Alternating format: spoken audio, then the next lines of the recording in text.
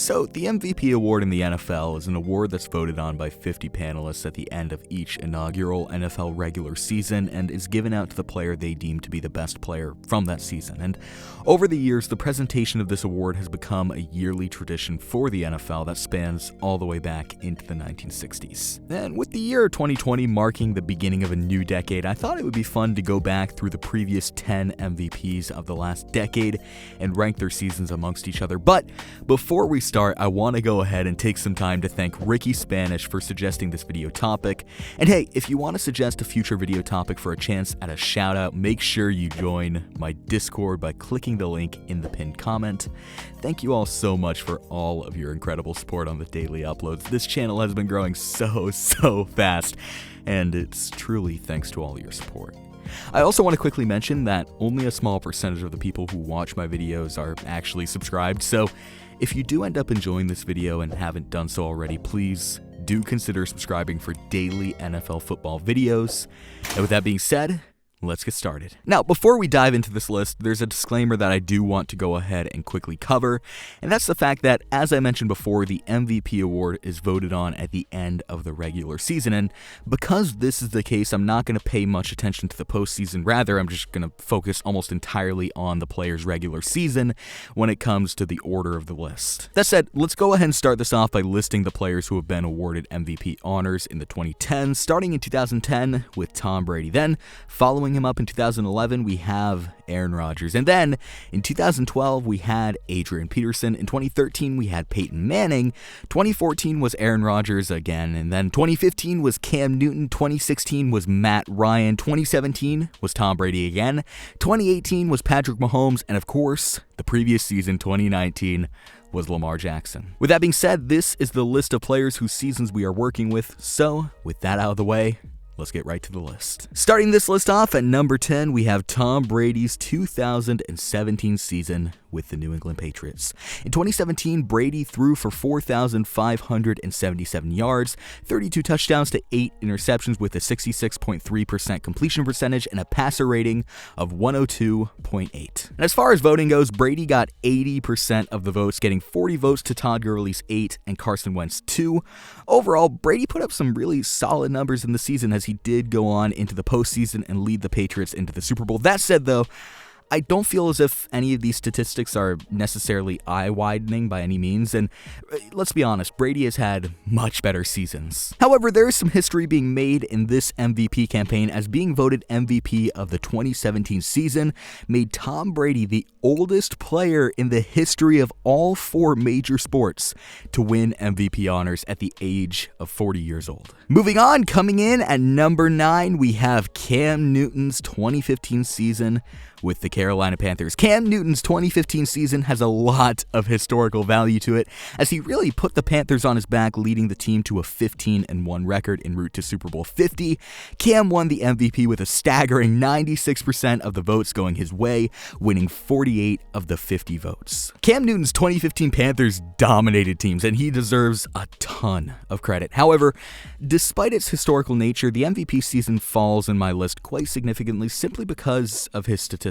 And it genuinely surprised me when I learned that Cam only completed 59% of his passes through less than 4,000 yards and had a touchdown to interception ratio of 35-10. Now, he did have 636 yards on the ground, but when compared to the rest of the MVP seasons on this list, it's slightly overshadowed in the statistical department. Still, Cam's 2015 season was pure dominance, and although the stats don't necessarily match how legendary his 2015 campaign truly was, it was still an incredible season by Cam. Next up, coming in at number 8, we have Tom Brady's 2010 season with the New England Patriots. Now, in 2010, Tom Brady threw for 3,900 yards, 36 touchdowns to just 4 interceptions, and a passer rating of 111. In his 20 years in the NFL, this is easily one of Tom Brady's greatest seasons ever, as he led the Patriots to a 14-2 record. Now, they would fall to the Jets at home in the divisional round of the playoffs, but as far as the regular season goes, Brady brought his A game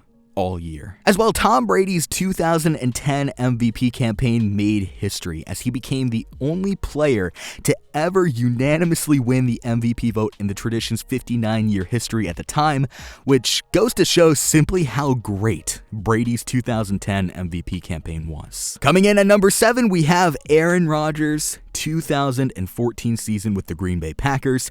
In 2014, Aaron Rodgers threw for 4,381 yards, 38 touchdowns to just 5 interceptions with a completion percentage of 65.6% and a passer rating of 112.2. Rodgers took home the MVP with 62% of the votes, getting 31 of the 50 votes. Now, this was not as good as Rodgers' 2011 MVP season, but these are still absolutely crazy numbers for a quarterback. That touchdown to interception ratio really catches my eye on top of everything, and the fact that Rodgers consistently puts up ratios like this is simply incredible. Moving on, coming in at number 6, we have Matt Ryan's 2016 season with the Atlanta Falcons.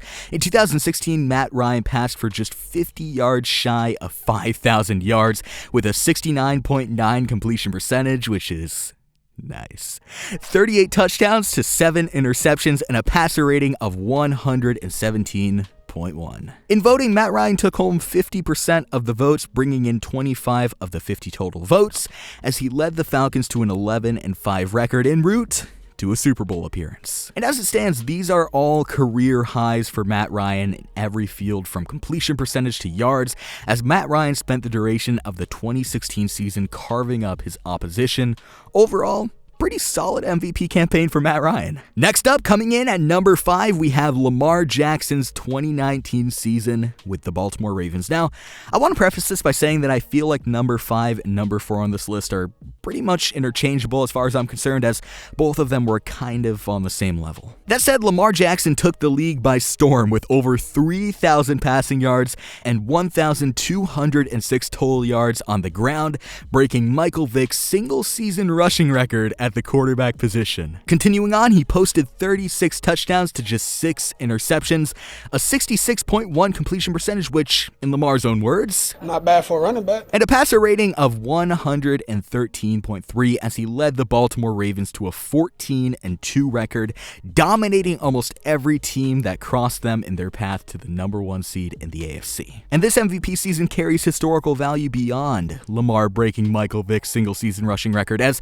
Lamar also received 50 of the MVP votes, becoming the second player in NFL history to be voted in as the unanimous MVP. Continuing down the list, coming in at number 4, we have Aaron Rodgers' 2011 season with the Green Bay Packers. In 2011, Rodgers passed for 4,643 yards, completed 68% of his passes, and had an ungodly touchdown to interception ratio with 45 touchdowns to just 6 interceptions. And this season also carries some serious historical value as well, as Rodgers ended the season with a passer rating of 122.5, the highest single-season passer rating for a quarterback in NFL history. Next up, coming in at number 3, we have Adrian Peterson's 2012 season with the Minnesota Vikings. Now, Adrian Peterson's 2012 season was simply incredible, as he practically single-handedly carried the Vikings to a 10-6 record, propelling them into the playoffs. Let's be honest, Adrian Peterson was the Vikings' entire offense in 2012, and when you have Christian Ponder as your quarterback for all 16 games,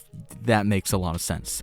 In 2012, Adrian Peterson rushed for over 2,000 yards, carrying the ball over 300 times for the Vikings in just that one season. And this season carries some serious historical value, as by rushing for over 2,000 yards, Adrian Peterson became just one of 6 running backs in NFL history to accomplish this feat. Moving on, coming in at second place, we have Patrick Mahomes' 2018 season with the Kansas City Chiefs, which was his first full season in the NFL as a starting quarterback. In his first full season as a starting quarterback at the NFL level, Patrick Mahomes put up a deadly combo of 50 touchdowns and 5,000 yards, lighting the league on fire. He accompanied this with a 66% completion percentage and a passer rating of 113.2. Mahomes became the second player in NFL history to put up this combination, the 50 touchdowns and 5,000 yards, and he did it in his first full year as a starting quarterback at the NFL level.